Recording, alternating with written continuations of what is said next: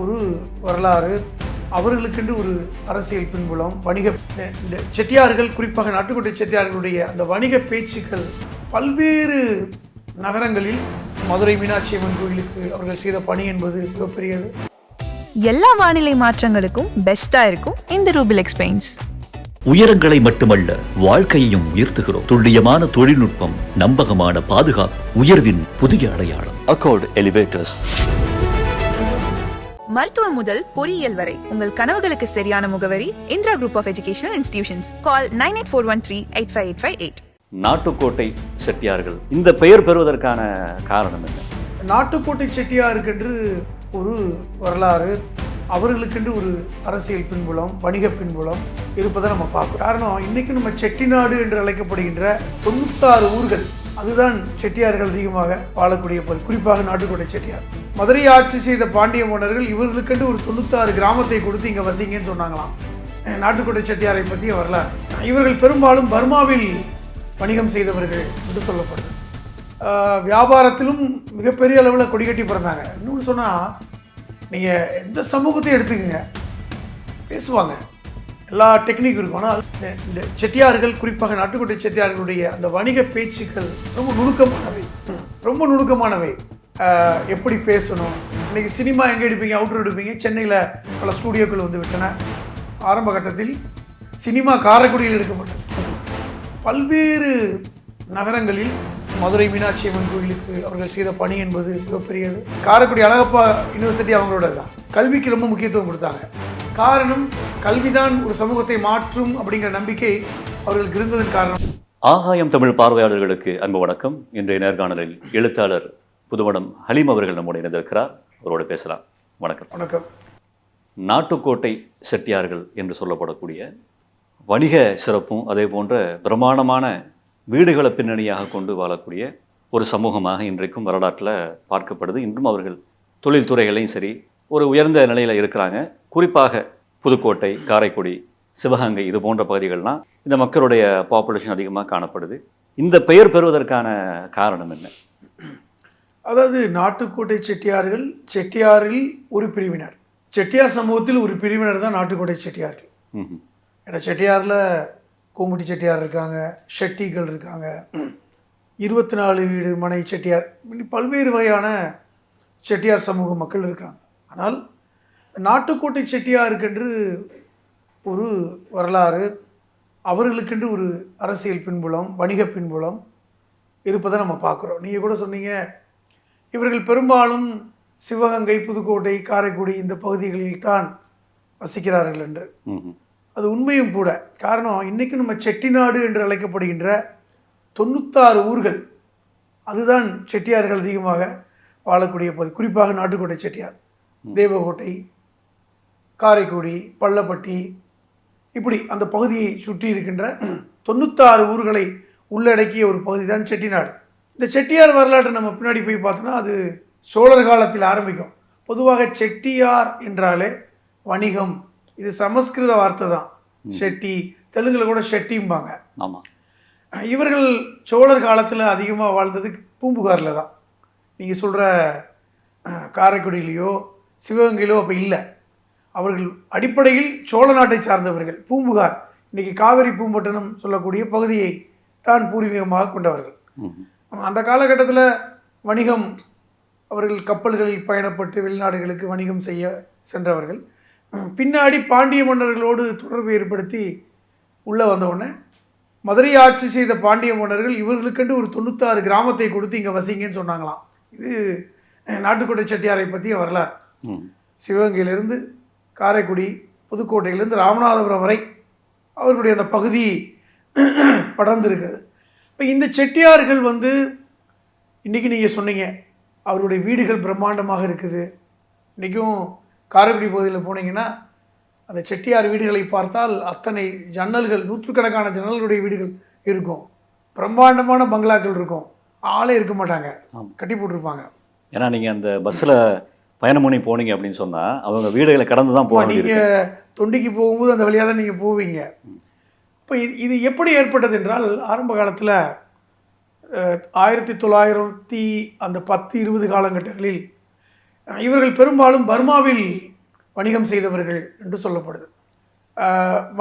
பர்மாவிற்கு எப்படி போனாங்கன்னா, அந்த வெள்ளைக்காரங்காலத்தில் இவர்கள் பர்மாவிற்கு அழைத்து செல்லப்பட்டார்கள். அவர்களுடைய ஆங்கிலேயருடைய நிறுவனங்களை பார்த்து கொள்வதற்கு இங்கே ஆள் தேவைப்படும் பொழுது இவர்கள் பெரும்பாலும் கணக்கு பிள்ளையாக இருந்தாங்க. இவர்களை கொண்டுட்டு போகும்போது அங்கே பர்மாவில் இவர்கள் மிகப்பெரிய வணிகர்களாக மாறினாங்க. அந்த அளவுக்கு அந்த காலத்திலேயே அவங்க எஜுகேட்டட் பீப்புளாக இருந்திருக்கிறாங்க. கல்வியிலும் வியாபாரத்திலும் மிகப்பெரிய அளவில் கொடிகட்டி பிறந்தாங்க. இன்னொன்று சொன்னால், இந்த 2ஆம் உலகப் போர் நடந்தது அந்த 40களில். அந்த காலகட்டத்தில் பர்மாவில் மக்கள் மிக வறுமையான ஒரு சூழல் இருந்த காலகட்டத்தில் அங்குள்ள மக்கள் தங்கள் வீடுகளை செட்டியார்களிடம் விற்று ஊரை காலி பண்ணிட்டு போன கதையெல்லாம் இருக்குது. ஆனால் அப்போ கூட இந்த நாட்டுக்கோட்டை செட்டியார்கள் வசதி படைத்தவர்களாக அங்கே வாழ்ந்ததாக சொல்கிறாங்க. அதனால தான் பின்னாடி பெரிய புரட்சிகள்லாம் ஏற்பட்டு அவர்கள் அந்த ஊரை விட்டே திருப்பி இந்தியாவுக்கு வர வேண்டிய சூழலும் ஏற்பட்டது. காரணம், இவர்கள் எல்லாம் நம்முடைய செல்வத்தை கொள்ளையடிக்க வந்தவர்கள் மாதிரி ஒரு பார்வை பர்மாவில் பார்க்கப்பட்டது. ஆனால் அடிப்படையில் கடினமான உழைப்பாளிகளாக நாட்டுக்கோட்டை செட்டியார்கள் இருந்தார். இப்போ இங்கே இந்தியாவில் தமிழ்நாட்டில் இந்த 96 ஊர்களை உள்ளடக்கிய செட்டிநாட்டு பகுதிகளில் இன்றைக்கும் பார்த்தீங்கன்னா காரைக்குடி, சிவகங்கை, தேவக்கோட்டை பகுதிகள் இன்றைக்கும் செழிப்பாக இருக்குது. அது பெரிய அளவில் வளர்ச்சியாக இல்லாத பகுதி தான். ஆனால் வீடுகளும் நகர அமைப்புகளும் இன்றைக்கும் பார்த்திங்கன்னா பெரிய அளவில் இருக்கும். அவர்களை ஏன் நகரத்தார்கள் அழைத்தார்கள் என்பது கூட ஒரு காரணம் இருக்குது. காரணம், நாட்டுக்கோட்டை செட்டியார்களை நகரத்தார் என்று அழைத்தார்கள். காரணம், நீங்கள் பார்த்துருப்பீங்க, ஒரு நாகரிகமானவர்களை நீங்கள் நகரத்தார் என்று சொல்வார்கள். இப்போ நீங்கள் கிராமத்தில் இவங்கெல்லாம் சிட்டி பட்டணத்திலிருந்து வந்திருப்பாங்க, இவங்க நகரத்தை சார்ந்தவர்கள் அப்படி என்றால் இவர்கள் கலாச்சாரத்தில் உயர்ந்தவர்கள் அல்லது கல்வியில் உயர்ந்தவர்கள் அல்லது வசதி படைத்தவர்கள் என்ற ஏதோ ஒரு அர்த்தம் இருக்கும்ல. அது மாதிரி நகரத்தார் என்றாலே இவர்களெல்லாம் உயர்ந்த இடத்துல இருப்பவர்கள், வசதி வாய்ப்பு உடையவர்கள் என்கிற அந்த பொருளும் சொல்லப்படுவதாக சொல்லப்படுகிறது. இந்த நாட்டான் அப்படின்னு சொல்லக்கூடிய வார்த்தை கூட அந்த பகுதி தான். அப்போ இந்த மாதிரி அப்படி ஒரு சிறப்பு வாய்ந்த ஒரு நபர்கள் எப்படி அந்த நகரத்தார்கள் இன்றைக்கும் அந்த வணிகத்தில், நகை வியாபாரத்தில் அவர்கள் அடிப்படையில் வட்டி வியாபாரம் செய்பவர்களாக இருந்தாங்க. நான் இந்த பர்மா விஷயத்தில் கூட பர்மாவில் வட்டி வியாபாரம் செய்தார்கள். இப்போ நம்ம இங்கே சேட்டுகளை பற்றி பேசுகிறோம். சேட்டுகள்லாம் வட்டி கடை வச்சுருக்காங்க, புரோக்கர்ஸ், பான் புரோக்கர்லாம் வச்சுருக்காங்கன்னு. அதனால் ஆரம்ப காலங்களில் 18ஆம் நூற்றாண்டுகளில் வட்டி தொழிலை புகழ்பெற்றவர்கள் இந்த நாட்டுக்கோட்டை செட்டியார்கள். வெளிநாடுகள்லாம் இன்றைக்கும் அங்கே இருக்கின்ற பர்மா தேக்குகள் இங்கே வீடு கட்டினாங்க, பர்மா தேக்கை கொண்டு வந்தாங்க. ஒரு சிஸ்டம் வச்சுருந்தாங்க. எப்படின்னா, அந்த சிஸ்டத்துக்கு பேர் என்ன சொல்கிறாங்கன்னா கிட்டங்கி சிஸ்டம்ன்றாங்க. நம்ம ஊர்களில் கிட்டங்கின்னு கேள்விப்பட்டிருக்கீங்க தெரியுமா? கிட்டங்கினா குடவுன்.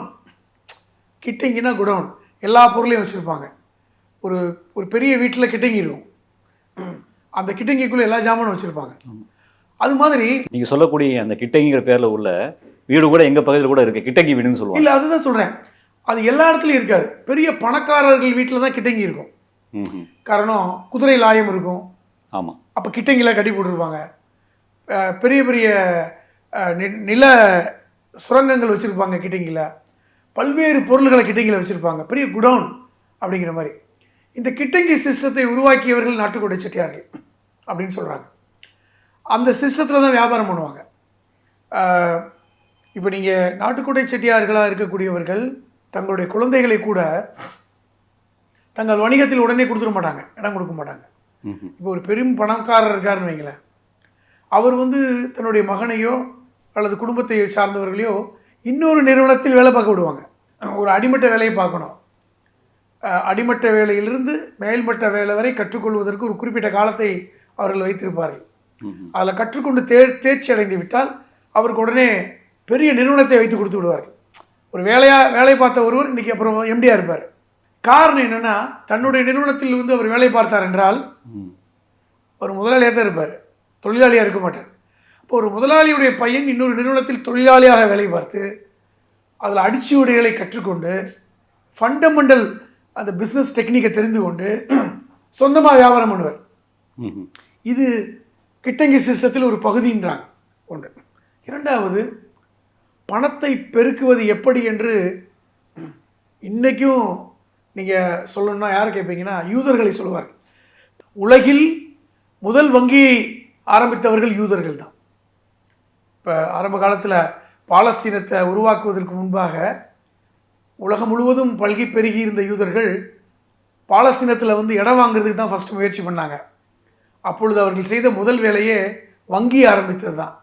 அதுக்கு பேர் லேண்ட் பேங்கும்பாங்க, நில வங்கி. இன்றைக்கி பல்வேறு இடங்கள்ல இருக்குது உலக நாடுகளில். அந்த நில வங்கியை ஆரம்பித்து அதன் மூலமாக பணம் சேர்த்து வட்டியை கொடுத்து வட்டி வாங்கி அந்த அந்த பணத்தை வச்சு இடங்களை வாங்கினாங்க. இன்றைக்கி பாலஸ்தீனத்தில் இருக்கின்ற ஜெருசலம், இஸ்ரேல், இந்த பகுதிகள் எல்லாம் இந்த நில வங்கி மூலமாக வாங்கப்பட்ட பகுதி தான். நில பேங்க் மூலமாக, லேண்ட் பேங்க் மூலமாக வாங்கப்பட்டது தான். இந்த யூதர்களுக்கு அடுத்து இந்த வங்கி தொழிலை செய்தவர்கள் இந்த நாட்டுக்கோட்டை செட்டியார். அவர்களுக்கு கிட்டத்தட்ட அவர்களை போன்ற அந்த யுக்திகள் அவர்களுக்கு தெரியும். இரண்டாவது முக்கியமாக அவர்கள் வந்து அவர்களுடைய தொழில் ரகசியமாக சொல்வது பேச்சுக்கலை.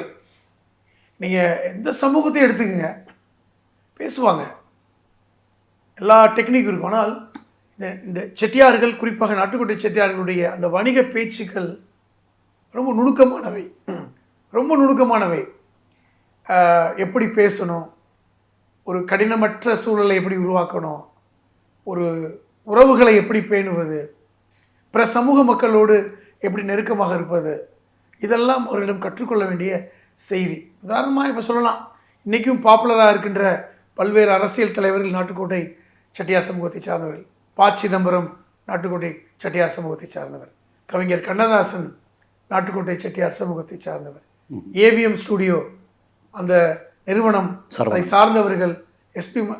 சினிமா இயக்குனர் எஸ்பி முத்துராமலிங்கம், பல்வேறு நபர்கள், கரு பழனியப்பன், பேச்சாளர் கரு பழனியப்பன், அனைவருமே அந்த சமூகத்தை சார்ந்தவர்கள்.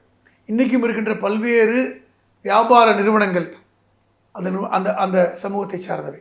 அவர்கள் அது மட்டும் இல்லாமல் கல்விக்கும் சமயத்துக்கும் நிறைய செஞ்சாங்க. அதையும் நம்ம பார்க்கணும். இன்றைக்கும் இருக்கின்ற சிதம்பரம் அண்ணாமலை யூனிவர்சிட்டி அவங்களோட தான், காரைக்குடி அழகப்பா யூனிவர்சிட்டி அவங்களோட தான். கல்விக்கு ரொம்ப முக்கியத்துவம் கொடுத்தாங்க. காரணம், கல்விதான் ஒரு சமூகத்தை மாற்றும் அப்படிங்கிற நம்பிக்கை அவர்களுக்கு இருந்ததன் காரணமாக தங்கள் சமூகத்தை மட்டுமல்லாமல் பிற தமிழ் சமூக மக்களும் கல்வி கற்றுக்கொள்ள வேண்டும் என்கிற அந்த உழைப்பு அவர்களிடம் இருந்தது. அது மட்டும் இல்லாமல் அவர்களுக்கான ஒரு எண்ணம் எப்படி இருந்ததுன்னா, ஒரு தங்கள் குடும்பத்தில் வாரிசு இல்லைனா கூட சொந்தத்தில் ஒரு குழந்தைய வாரிசு எடுத்து வாரிசுகள் ஆக்கி விடுவார்கள்.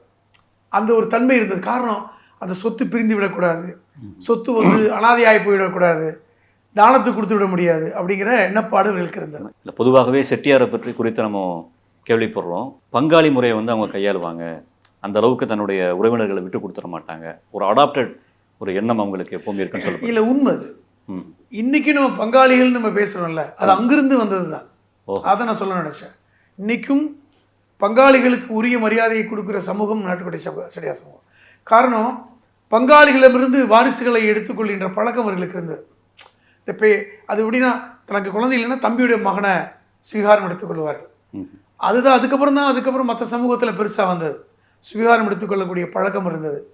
அது மட்டும் இல்லாமல் அவர்கள் இன்னொரு இன்ட்ரெஸ்டிங்கான விஷயம் என்னென்னா, ஒரு பெண்ணை தலைமைத்துவத்துக்கு கொண்டு வைப்பாங்க. ஆட்சின்னு ஒருத்தரை, இன்றைக்கி நம்ம செட்டியாருடைய பெண்களை ஆட்சின்னு சொல்கிறோம்ல, ஆமாம், அவர்கள் அந்த ஆட்சிங்கிறதே வந்து ஒரு காரணம். ஆண்கள் வந்து வெளிநாடுகளுக்கு போவாங்க அந்த காலகட்டத்தில் மாதிரி, இந்த மற்ற பிற சமூகங்கள் மாதிரி இல்லை. ஆண்கள் வெளிநாடுகளுக்கு இருப்பாங்க, மற்ற நாடுகளுக்கு பயணப்படுவாங்க, கப்பலில் பயணப்படுவாங்க, வியாபார ரீதியாக வெளியூர் போயிடுவாங்க. அந்த குடும்பத்தை காப்பாற்றுகின்ற பொறுப்பு அந்த பெண்ணுக்கு இருக்கும். அப்போ குடும்ப தலைவியாக இருக்கின்ற பெண்ணை ஆட்சின்னு சொல்லுவாங்க. அப்போ அந்த மதிப்பு கொடுத்தாங்க. அப்போ அந்த பெண்களுக்கே வந்து அந்த வணிகம் செய்யக்கூடிய பக்குவம் கொடுக்கப்பட்டது. இன்றைக்கும் அந்த அந்த அந்த தனித்துவம் வந்து பிற சமூகத்தில் ரொம்ப குறைவாக இருந்தது. நான் சொல்கிறது வணிகம் சார்ந்த விஷயத்தை சொல்கிறேன். சரி, இது முக்கியமானது. மற்ற நிகழ்வுகளை பார்த்தால் அவர்கள் இந்த தமிழ் கடவுள் முருகனை பிற நாடுகளுக்கு கொண்டு போய் சேர்த்தது அவர்கள் தான். இன்றைக்கும் மலேசியாவில் இருக்கின்ற ஒரு புகழ்பெற்ற முருகன் கோயிலை அங்கே கொண்டு போய் சேர்த்ததும் நாட்டுக்கோட்டை செட்டியார்கள் தான். அதில் பிரதான பங்கு அவங்க பிரதான. அதே மாதிரி பார்த்தீங்கன்னா பல நாடுகளில், இப்போது சிங்கப்பூரில் நாதன் ஒரு ஜனாதிபதி இருந்தார், தமிழ் சமூகத்தை சார்ந்தவர். அவர் செட்டியார் சமூகத்தை சார்ந்தவர். அவர் அங்கே நாடுடைய பிரதமராக இருந்தார். மொரீஷியஸ் என்ற நாடில் பெரும்பாலானவர்கள் செட்டியார்கள் இருக்காங்க. மொரீஷியஸும் இன்னைக்கு. அதே மாதிரி பர்மா, மலேசியா, சிங்கப்பூர் போன்ற நாடுகளில் எல்லாம் அவர்கள் இன்றைக்கும் கோலோச்சுகிறார்கள். இப்போ எதுக்கு சொல்கிறேன்னா, ஒரு குறைந்த சதவீத மக்கள் ஆனால் பெரும் பணக்காரராக இருக்கிற சமூகம் நாட்டுக்கோட்டை சமூகம் என்று நான் உறுதியாக சொல்ல முடியும். காரணம், அந்த அளவிற்கு வணிகம் எப்படி செய்ய வேண்டும், பணத்தை எப்படி பெருக்க வேண்டும், பணத்தை வைத்து இன்னொரு பணத்தை எப்படி உருவாக்க வேண்டும், நஷ்டமடையாமல் எப்படி வணிகம் செய்வது என்பதையெல்லாம் நாம் அவர்களிடம் கற்றுக்கொள்ள வேண்டும். இன்றைக்கும் பங்குச்சந்தையில் புகழ்பெற்ற பலரும் நாட்டுக்கோட்டை சமூகத்தை சார்ந்தவர்களாக இருக்க நான் பார்க்குறேன். எத்தனையோ பேர் இருக்காங்க பங்குச்சந்தையில் முதலீடு செய்பவர்கள், வங்கித்துறையில் பெரும் புகழ்பெற்றவர்கள் எல்லாம் அந்த சமூகத்தில் இருக்காங்க. இன்றைக்கும் ராமநாதபுரம், சிவகங்கை, காரைக்குடி பக்கம் போனீங்கன்னா நகைக்கடை, அதாவது ஜுவல்லரி ஷாப் அதிகமாக வைத்திருப்பவர்கள் அவர்கள் தான். தங்க தொழில் வியாபாரம் செய்பவர்கள், வட்டி தொழில்னா ஆரம்ப காலத்தில் வட்டி தொழில் செய்தவர்கள், பணத்தை எப்படி அதை கணக்கிடுவது எப்படி அப்படிலாம் அவர்களுக்கு கைவந்த கலை. அதனால் வணிகத்திற்கு உதாரணமாக இருக்கக்கூடிய ஒரு சமூகம் நாட்டுக்கோட்டை சமூகம், கல்வியிலும் மேலோங்கிய சமூகம் அப்படின்னு தான் சொல்லணும். அது குறிப்பாக அந்த 96 பகுதியில் மட்டுமல்லாமல் இன்றைக்கி தென்னகத்தில் பெரிய அளவில் இருக்காங்க. அவர்களுடைய அந்த தொடர்ச்சி தான் ஆந்திராவில் கூட ஷெட்டின்னு சொல்லுவாங்க. அவர்களும் அந்த இனத்தை சார்ந்தவர்கள் தான். கிட்டத்தட்ட செட்டிநாட்டு அரசர்கள் என்கிற பதம் ஆங்கிலேயர் காலத்தில் கூட கொடுக்கப்பட்டது. காரணம், ஆங்கிலேயர்கள் ஒரு சமூகத்தை மதித்தார்கள் என்றால் அது நாட்டுக்கோட்டை செட்டியார் சமூகத்தை பெரிதும் மதித்தார்கள் என்று சொல்லலாம். காரணம், இந்த கல்வி நிலையங்களை உருவாக்குவதற்கு ஆங்கிலேயர்களுக்கு ரொம்ப உதவிகரமாக இருந்தாங்க. தமிழ்நாட்டில் கல்வி நிலையங்கள் வருவதற்காக மிகவும் ஒரு பக்க சார்பாக இருந்தார்கள். இரண்டாவது வணிகத்தால் பொருளாதாரத்தில் பெரிய அளவில் அவர்கள் ஈட்டிய விஷயங்கள் எல்லாம் நாட்டுக்கு ரொம்ப முக்கியமானது என்று பாராட்டு பத்திரம் பெற்றவர்கள், பெரிய சற்பட்டம் பெற்றவர்கள் பெரும்பாலானவர்கள் பார்த்திங்கன்னா அந்த சமூகத்தில் இருக்காங்க. ஆங்கிலேயர் காலத்தில் சர் கொடுப்பாங்க, சர் முத்தையா செட்டியார் அப்படின்னு சொல்கிறோம்ல. சர் பட்டம் என்பது ஆங்கிலேயர்களால் கொடுக்கப்படுகிற உயர்ந்த பட்டம். அந்த பட்டம் அதிகமாக பெற்றிருப்பவர்கள் அந்த அந்த அந்த சமூகத்தை சார்ந்தவர்கள் இருப்பாங்கன்னு நான் படிச்சிருக்கேன். எதுக்கு சொல்ல வரேன்னா, இந்த மாதிரி சமூக தொண்டுகள், கல்வி தொண்டு, சமய தொண்டு, வணிகத்தில் உயர்ந்த இடம், இப்படி ஒரு சமூகமாக இன்றைக்கி சமூகம் இருக்கிறது. நீங்கள் ஒரு இன்ட்ரெஸ்டிங்கான தகவல், காரைக்குடிக்கும் தேவகோட்டைக்கும் இடையில் ஒரு 20 கிலோமீட்டர் தூரம் இருக்கும்னு நினைக்கிறேன், அவ்வளோதான் இருக்கும். ஆனால் இன்றைக்கி வேணால் அந்த சாலை பளபளப்பாக இருக்கலாம், பெரிய அளவில் ஒரு நேஷ்னல் ஹைவேஸ் போடப்பட்டிருக்கலாம். அந்த காலகட்டத்திலலாம் சாலைகள் எப்படி இருக்குன்னு தெரியும். ஏன்னா அப்போ குதிரை வண்டியில் தான் போவாங்க. தேவகோட்டைக்கும் காரைக்குடிக்கும் இடையில சாலையை இவர்களே சொந்த செலவில் போட்டார்கள். இது ஒரு முக்கியமான தகவல். காரணம், காரைக்குடியிலையும் தேவகோட்டையிலையும் அந்த நாட்டுக்கோட்டை செட்டியாருடைய குடும்பம் இருந்தது, அந்த உறவு முறை இருந்தது, பங்காளிகள் இருந்தாங்க, அவர்களுக்குள் திருமண உறவு இருந்தது. இப்போ பெரும்பாலும் காரைக்குடி தேவகோட்டை கடையில் அந்த திருமணங்கள் நிறைய நடக்கும், போக்குவரத்து நிறையா இருக்கும். அப்போ சாலையை அரசாங்கம் போடாதனால அப்பொழுதே தார் ரோடு போட்டு அவருடைய வாகனம் போவதற்கு மட்டும் இந்த 2 ஊர்களுக்கும் இடையே தங்களுடைய பணத்தை வசூல் செய்து சாலை அமைத்தார்கள் என்பதெல்லாம் வரலாறு. இதெல்லாம் ஒரு புதிய செய்தி. எந்த சமூகத்தில் அப்படி செஞ்சாங்கன்னு எனக்கு தெரியல. இது முக்கியமானது. அப்போ தான் வாழ்ந்த பகுதியில் இன்றைக்கும் அழகப்பா கலைக்கல்லூரியை அவர்கள் தான் நிர்மாணித்தார்கள், பள்ளிக்கூடங்கள், இதெல்லாம். இன்னொரு இன்ட்ரெஸ்டிங்கான சொல்கிறேன், இன்றைக்கி சினிமா எடுக்கிறாங்க. இன்றைக்கி சினிமா எங்கே எடுப்பீங்க, அவுட்டர் எடுப்பீங்க. சென்னையில் பல ஸ்டூடியோக்கள் விட்டன. ஆரம்ப கட்டத்தில் சினிமா காரைக்குடியில் எடுக்கப்பட்டது. நீங்கள் சொல்கிறது பிளாக் அண்ட் ஒயிட் படங்கள் பெரும்பாலானவை காரைக்குடி தாங்க ஸ்டூடியோ. பல்வேறு புகழ்பெற்ற இயக்குநர்கள், நடிகர்கள் காரைக்குடியில் இருப்பாங்க. இந்த காரைக்குடி வீடுகள் இருக்குது பார்த்தீங்களா, பெரும் வீடுகள், அங்கு தான் தங்க வைக்கப்பட்டார்கள். சிவாஜி கணேசிலிருந்து மனோரமா போன்றவர்கள்லாம் அதை பெரிய சிலாயத்து சொல்லியிருக்காங்க. அங்கே போய் தங்கி காரைக்குடி சாப்பாடு சாப்பிடுவாங்க. பெரும்பாலும் மனோரமா அவர்கள் சொல்லிய விஷயம், நானுமே ஆட்சி தான் சொல்லுவாங்க. அவர்கள் நானும் ஆட்சி தான், நானும் செட்டிநாடு தான் அப்படின்னு சொல்லுவது பெருமை அவர்களுக்கு உண்டு. அதனால தான் அந்த பேர் அவங்களுக்கு வந்து. காரணம் என்னன்னா, அவர்கள் பெரும்பாலான புகழ்பெற்ற நடிகைகள் காரைக்குடியில் தங்கி ஷூட்டிங்கில் அவருடைய ஸ்டூடியோ அங்கே இருக்கும். ஏவிஎம் ஸ்டூடியோ ஆரம்பமே காரைக்குடி தான். பல்வேறு ஸ்டூடியோக்கள், நான் சொன்ன மாதிரி பஞ்சு அருணாச்சலம் புகழ்பெற்ற நூற்றுக்கணக்கான படங்களுக்கு கதாசிரியர் அவர் தான். அவர் காரைக்குடியை சார்ந்தவர் தான். எஸ்பி முத்துராமன், ரஜினிகாந்த் எல்லாம் வைத்து பெரும் படங்கள் எடுத்தவர், அவரெல்லாம் காரைக்குடியை சார்ந்தவர் தான். பல்வேறு புகழ்பெற்ற ஆட்கள் காரைக்குடியை சார்ந்தவர். அப்போ காரைக்குடி தான் சினிமா உலகத்தின் தென்னகத்தின் தமிழ்நாட்டின் ஹாலிவுட்னு சொல்லக்கூடிய புகழ்பெற்ற பெயராக இருந்தது. நான் சொல்கிறது 70களில் 60களில் அதற்கு முன்பாக புரட்சித் தலைவர் எம்ஜிஆர் எல்லாம் நடித்த அநேக படங்கள் காரைக்குடியில் தான் ஷூட் நடக்கும்னு சொல்லுவாங்க. நான் எதுக்கு சொல்கிறேன்னா, அந்த அளவிற்கு தன்னுடைய ஊரை பெருமைப்படுத்தினார். கல்வி, சினிமா, பத்திரிகை உலகம், வேலை பார்க்குறது இங்கேருந்து காரைக்குடி போய் வேலை பார்த்தேன். இப்போ அந்த மாதிரியான ஒரு நிகழ்வு. இதெல்லாம் யாரால் சாத்தியமானதுன்னா அந்த நாட்டுக்கோட்டை சமூகம், அவருடைய பெரும் பணம், அவர்களுடைய அந்த சமூக பணி, அதை நம்ம மறக்க முடியாது. அதுதான் உண்மையானதும் கூட. இன்றைக்கும் நீங்கள் சொல்லக்கூடிய அந்த செட்டிநாடு பகுதிகளில் பார்த்தீங்கன்னு சொன்னால் தங்களுக்கென்று ஒரு குல கோயில்களை உருவாக்கி அழகான முறையில் அந்த கோயில்களை கட்டமைப்பிக்கக்கூடிய காட்சியை பார்க்க முடியுது. இதன் மூலமாக அவங்களுடைய சமய பணிகள் எவ்வாறு இருந்தது? அதாவது இன்றைக்கும் நான் சொல்லுவேன், முருகன் கோயில்கள் அதிகமாக கட்டப்பட்டது நாட்டுக்கோட்டை செட்டியார் சமூகத்தால். பிற நாடுகளில் இன்றைக்கி மலேசியாவில், பர்மாவில், சிங்கப்பூரில், மலேசியாவில் அதிகமான முருகன் கோயில்களை கட்டியவர்கள் நாட்டுக்கோட்டை செட்டியார். அதிகமான கோயில்கள் குடமுழுக்கு வேலையை செய்தவர்கள். எப்படி கல்விக்கு அவர்கள் பணி செய்தார்களோ அது மாதிரி சமய பணியையும் அவர்கள் செய்தார்களை பார்க்குறோம். அவர்களுக்கென்று 9 வகையான கோயில்கள் இருப்பதாக சொல்கிறாங்க. அதாவது 9 கோயில்கள் அந்த பகுதியை சுற்றி புகழ்பெற்ற 9 கோயில்கள், அது நகரத்தாருடைய கோயில்கள் என்றும் இன்றும் அழைக்கப்படுது. 9 கோயில்கள், அதுக்கெல்லாம் குடமுழுக்கு செய்தது அவர்கள் தான். 9 கோயில்களுக்கும் அவர்கள் தான் தர்மகர்த்தாவாக இருக்காங்க. அதை பராமரிப்பு வேலையிலேருந்து எல்லாமே பண்ணுறாங்க. இதுதான் அவருடைய பணி. அது மட்டும் இல்லாமல் பல்வேறு நகரங்களில், மதுரை மீனாட்சி அம்மன் கோயிலுக்கு அவர்கள் செய்த பணி என்பது மிகப்பெரியது. பல்வேறு பெரிய கோயில்களுக்கெல்லாம் அவர்கள் நன்கொடை கொடுப்பது என்பதை வழக்கமாக வைத்திருப்பதை பார்க்கிறோம். கல்விக்கு எப்படி முக்கியத்துவம் கொடுத்தார்களோ அதே மாதிரி சமயப்பற்றுக்கும் அவர்கள் முக்கியத்துவம் கொடுத்ததை பார்க்குறோம். அதை விட இன்னும் முக்கியமாக நான் சொல்கிறது, இந்த நாட்டுக்கோட்டை செட்டியார்களுக்கும் முஸ்லீம்களுக்குமான உறவு, அது பற்றி நம்ம நிறைய பேசலாம். காரணம், அந்த காலகட்டத்தில் மரைக்காயர்கள் கப்பல்களை வைத்திருந்தார். நாட்டுக்கோட்டை செட்டியார்கள் கப்பல்களை சொந்தமாக வைத்திருந்தாலும் பராமரிப்பு ஃபுல்லாக மரைக்காயர்களிடம் இருந்தது. வணிகர்களாக நாட்டுக்கோட்டை செட்டியார் இருப்பாங்க, கப்பல் பராமரிப்பு மரைக்காயர்கள் கையில் இருக்கும்.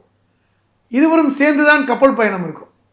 அப்போ அந்த வியாபாரம் எப்படி இருக்குன்னா, நாட்டுக்கோட்டை செட்டியாருடைய பொருட்கள், கப்பல் மரைக்காயருடைய கப்பல்கள், இதன் மூலமாகத்தான் இவர்கள் பயணப்பட்டார். இது பெரிய வரலாறு. இரு சமூக மக்களுக்குமே காவிரிப்பட்டினமாக இருக்கட்டும், பரங்கிப்பேட்டையாக இருக்கட்டும், ராமேஸ்வரம் பகுதியில் இருந்துமா இருக்கட்டும், பல்வேறு பகுதியில் இருக்கின்ற மரைக்காயர்களோடு நாட்டுக்கோட்டை செட்டியார்களோட தொடர்பை பற்றி நிறைய நூல்கள் இருக்கின்றன. இன்றைக்கும் முஸ்லீம்களை சாயிபுகள் என்று சொல்கின்ற பழக்கம் செட்டியார்களுக்கு உண்டு.